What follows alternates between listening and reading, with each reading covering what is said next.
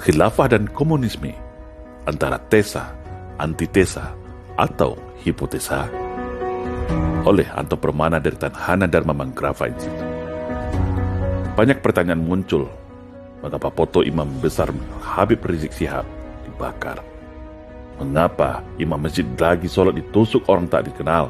Mengapa 155 buku dan mata pelajaran agama Islam dihapuskan dalam sekolah agama Islam oleh Menteri Agamanya sendiri? Mengapa umat Islam marah Pancasila diganti dengan Ekasila? Mengapa umat Islam tak terima kehadiran BPIP? Kenapa sekarang begitu marak caci maki dan narasi menebar kebencian terhadap agama Islam yang mayoritas di Indonesia? Mengapa muncul dan berkuasa lagi Neo-PKI di Indonesia? Mengapa isu khilafah radikalisme dibuat begitu menakutkan oleh sekelompok golongan politik di Indonesia? Sekilas, pertanyaan-pertanyaan di atas biasa dan lazim. Namun kalau kita telah lebih dalam, setiap pertanyaan tersebut di atas ada benang merahnya. Yaitu, 1. Rakyat Indonesia, khususnya umat Islam, jangan terjebak agitasi dan propaganda kelompok Neo-PKI yang membangun opini dan stigma bahwa komunisme seolah sama posisinya dengan khilafah. Karena secara posisi kedudukan hukum, komunisme sudah jelas dan tegas dilarang oleh TAP MPRS nomor 25 tahun 1966 dan juga Undang-Undang nomor 27 tahun 1999, di mana konsekuensinya adalah pidana atau pelanggaran hukum. Sedangkan khilafah tidak ada satu pasal pun dalam regulasi baik itu perundangan di Indonesia yang melarangnya sampai hari ini. Yang kedua, isu khilafah sejatinya juga masih dalam konteks perdebatan yang belum usai dalam kalangan internal orang Islam sendiri. Karena masih banyak distorsi pemahaman antar sesama kelompok Islam. Jadi sangat keterlaluan apabila pemerintah hari ini ikut campur dan mengkriminalisasi suatu ajaran dalam Islam dengan justifikasi sepihak tanpa melalui proses persidangan atau peradilan, alias sentimentalphobia semata.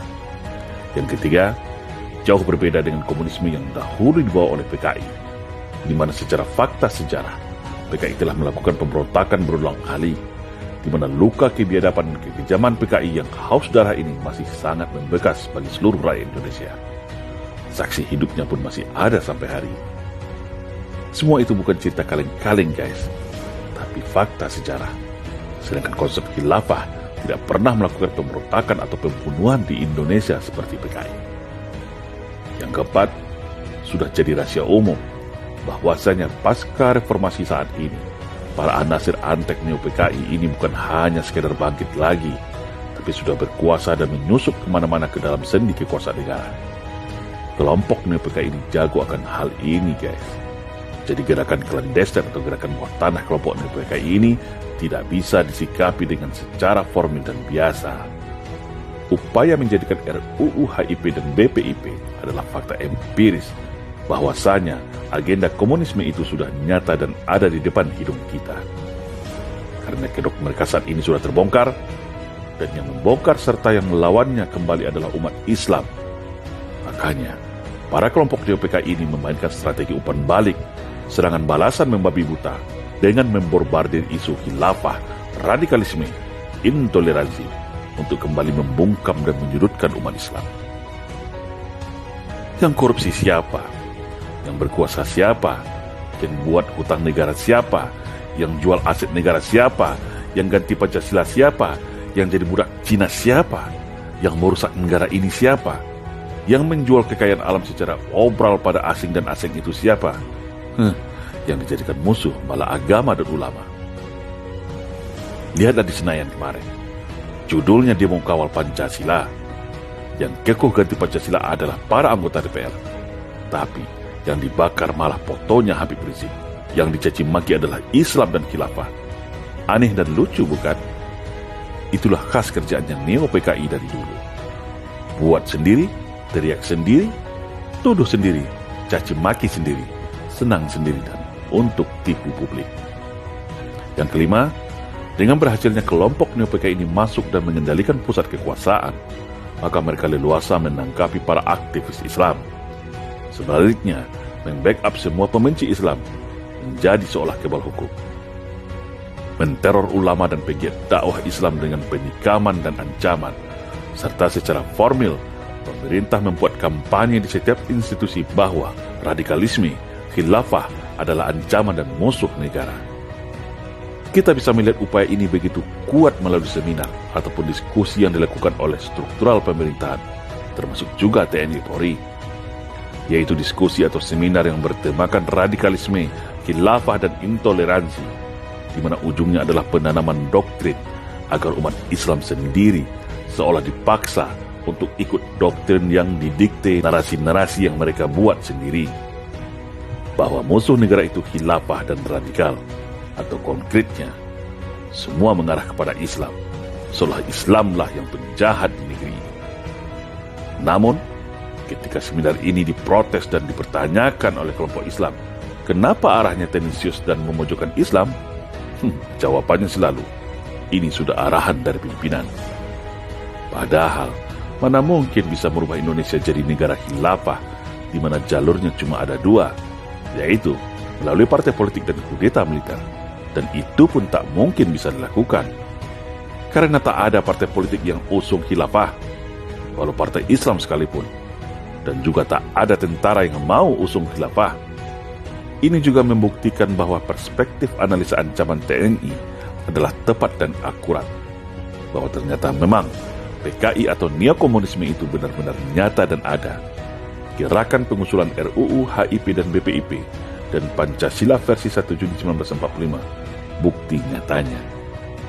1-0 buat TNI. Yang keenam, aksi pembakaran foto Habib Rizik Syihab, penghapusan mata pelajaran dan buku Islam, serta kriminalisasi terhadap aktivis Islam tidak lain adalah opini untuk memframing Islam dan khilafah sebagai musuh negara. Untuk itulah, mari kita menghimbau seluruh elemen masyarakat, para aparat TNI Polri, media, tokoh, ulama, intelektual, partai politik, aktivis, masyarakat yang masih setia kepada Pancasila dan Indonesia. Mari kita bijak menyikapi hal ini. Jangan berat sebelah, atau lebih parah lagi, ikut dalam permainan ini. Apa kurangnya lagi umat Islam terhadap bangsa ini? Apa salahnya? Mari kita buat umat Islam itu tenang dan damai menjalankan ibadahnya. Jangan usik lagi ketentraman dan akidah dan cara beribadah mereka. Semua sudah dijamin oleh konstitusi negara ini, yaitu pasal 29 ayat 2 Undang-Undang Dasar 1945. Kalau umat Islam ini mau, dari dulu Indonesia sudah jadi negara Islam. Toh Islam mayoritas di negeri ini, kenapa negara lain bisa, Indonesia tidak bisa? Tapi itulah hebat dan bijaksananya rakyat Indonesia dan para pendiri bangsa ini. Karena ini sudah kesepakatan bersama bahwa Indonesia adalah negara Pancasila, maka semua harus komitmen dan setia. Lalu, sekarang seenaknya para antek PKI mau ganti arah Pancasila menjadi Ekasila, merubah ketuhanan yang Maha Esa menjadi ketuhanan yang berkebudayaan. Wajar umat Islam marah. Lalu mereka balas dengan menfitnah dan menuduh Islam radikal atau mau membentuk negara khilafah. Untuk itu, mari kita kembalikan Pancasila dan Undang-Undang Dasar 1945 sebagai payung hukum dan alat pemersatu bangsa kita. Dan mari kita hormati umat Islam sebagai umat mayoritas dan yang telah berjasa, berjuang, membentuk negara Indonesia ini menjadi ada. Dan ingat, komunisme haram hidup Indonesia. Rakyat sudah sepakat dan setia kepada Pancasila. Jangan bermain dan coba-coba khianati siapapun kalian. Salam Indonesia Jaya.